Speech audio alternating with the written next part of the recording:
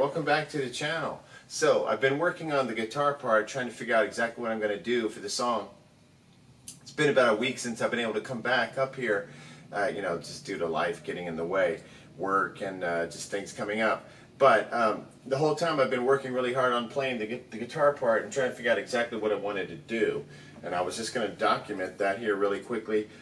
So the song opens with the dum-ka, dum-ka, and this little riff thing I've got going. I've got the amp set on 8.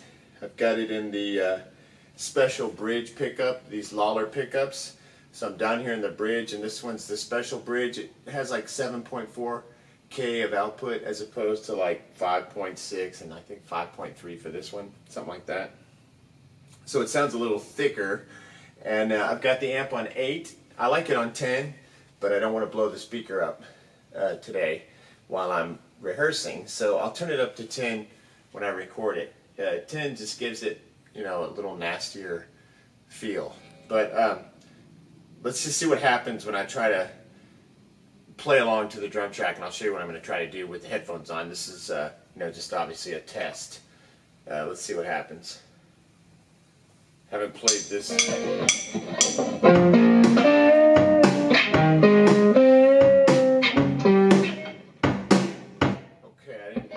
This is too loud. I'm going to bring this down to like 3 just so I can sync up with how loud this is. Hold on. Okay, that's loud, but I felt out of sync with it. Hold on, let's see what happens now. So I got the count off. 3, 4.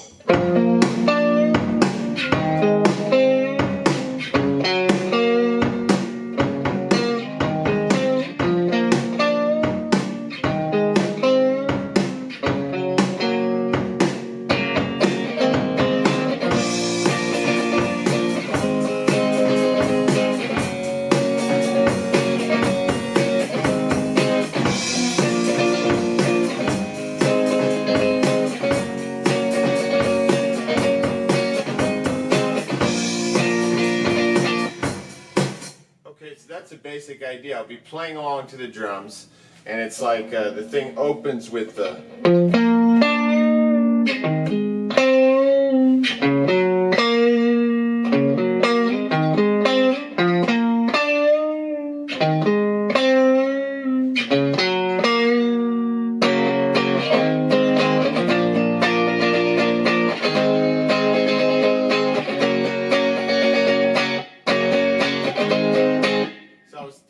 of doing those bar chords for the verse. So it's like daylight crawls across my eyes. So it's like daylight crawls.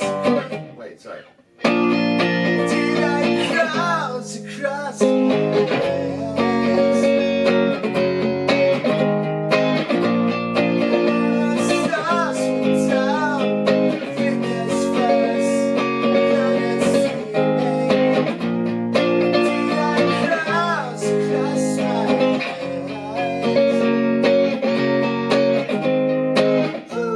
Okay, now, when it switches to the chorus, the we don't go there. I was thinking on that little bit, when I sing it, is switching from the bar chord to this kind of open chord thing, and I could thread the thumb with the, I could thread the E string with the thumb like Hendrix does, so it's like...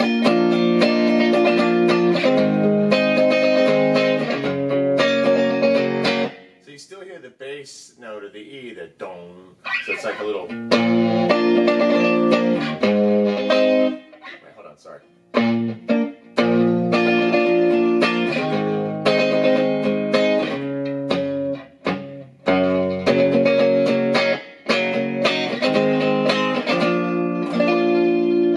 So I was thinking of doing that to give it a little tonal difference between the verse and the chorus, because it's the same notes, So it's like for the verse, for the chorus, and then that position allows me to be in a better position to recover for that riff. So it's like, if I do it with a bar chord, I've got to get back to this position, whereas if I do it with the open chord, with this kind of hand position, this shape, it's easier to start back on the riff, you know, because your hand's already there. So it's like...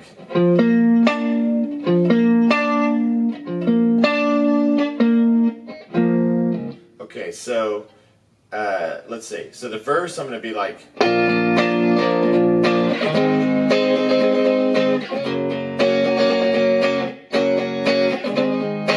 And in the chorus, I'm going to be like...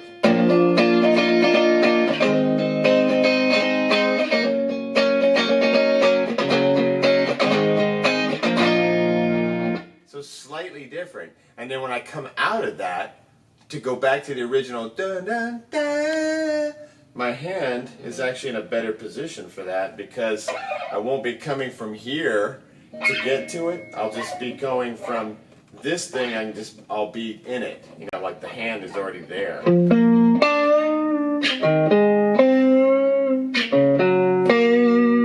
To come back to this, you know, the riff. Then, another option is on the little breakdown part where I go.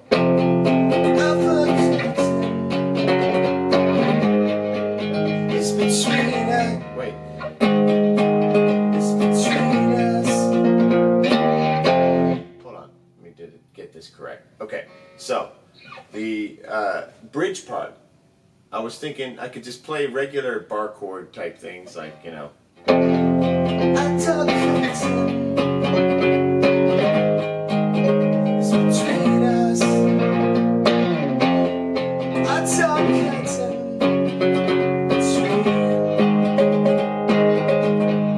So that's just a regular chord. I could do harmonics, you know, like...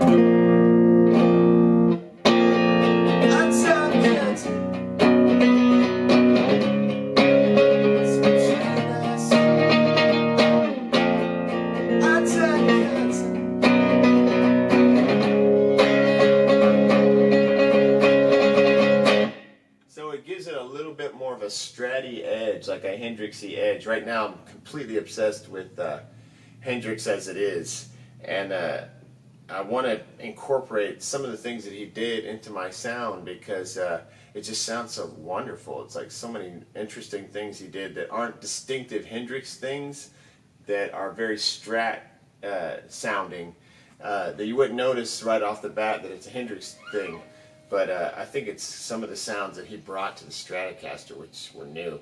I mean, he's like, a lot of the sounds we make are because of him.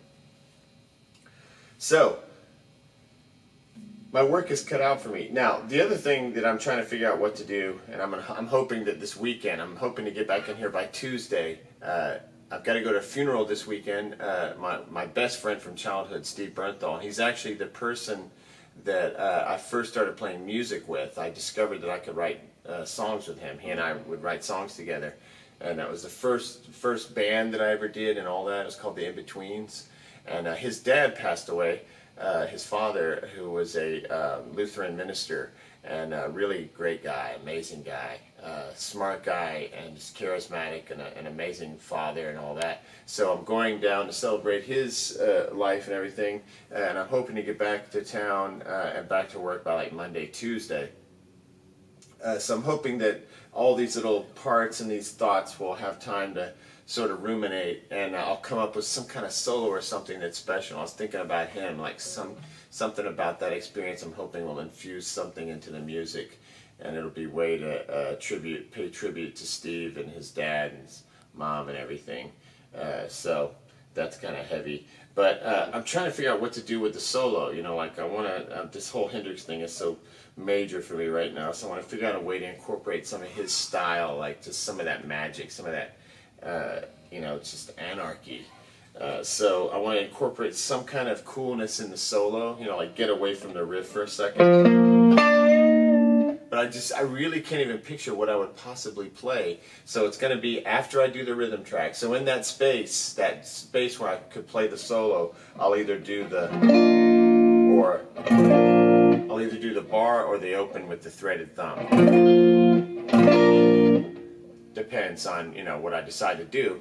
And then when I'm hearing it, you know, with headphones on and listening back after I lay down the rhythm track, then I'll think I'll know exactly what to put down as far as the, you know, the little lead bit goes. And it's not so much that it's a lead bit, it's just another chance to make some sounds, some musical sounds that will, you know, tweak the ears and give the song more life. Okay, so my work is cut out for me. I'm going to have to figure out those parts. Like I said, I'm going to have the little intro synced up with the drum bit, and the main bit I'm going to use a power, you know, not a power chord, but a major chord, you know, shape like this. And then the other way I'll do it is the Hendrixy version with the threaded thumb. Slightly different notes, you know, you don't get the high E when you don't bar it like that, you know, it's open, so it'll give a different tone. And then come up with something really cool for like some kind of solo bit. And I'm hoping that the inspiration of being around Steve's family will be part of that, you know, a send-off to his dad. All right, so yeah, keep working on your projects. If you have any questions about the Zoom, any of the stuff that I've made a lot of videos now, and essentially I'm in like a repeat mode, and I'm using this channel as a way to document my projects as opposed to keeping a diary. I'm keeping a video diary, and it's really helpful to be able to go back and remember what it was that you did, and you know, you can change things based on what you've done before. If you've, you know, had documentation of it, you remember exactly what it was you did and why you did it. So it's really been helpful, and I'm hoping it's helping other people out there. I think it is. You know, people contact me, and you know, the Zoom really has a lot of potential. It's like I haven't really exhausted its potential yet. I'm not good enough to move past it. In other words, like if I was really, really, really good at this and I was getting even more, I just feel like I could still extract more from this. So I don't feel a major desire to like upgrade anything. I wish they would come out with another one that just had a little bit more you know, modern stuff in it, like 24-bit and a couple other things. I know you can kind of get around that 24-bit thing, but I think the way this thing really works the best is when you incorporate all of the mastering and the effects and all that thing. And when you go to 24-bit, you lose that ability, you know. So the 24-bit thing is not as critical to me as more just the ultimate sound being good, which I find it is when you use the effects. But it would be cool if they would just, I just don't know. I don't know if the trend has moved away from this type of stuff, you know, probably. It never was that popular in the first place, these standalone recorders. But if you use one, you get it, you know why, and we all know why we use them. It feels good compared to being on the computer all the time. And it's just what I'm used to doing. So I don't really feel upgrade-itis as far as the recorder goes, because I really still feel like I'm not good enough yet to step over it. You know, it's still providing me with good sound, and I keep getting better on it, which leads me to believe that the only limitations are the ones that are my own, not the actual equipment. All right, so hopefully that helps. Next time.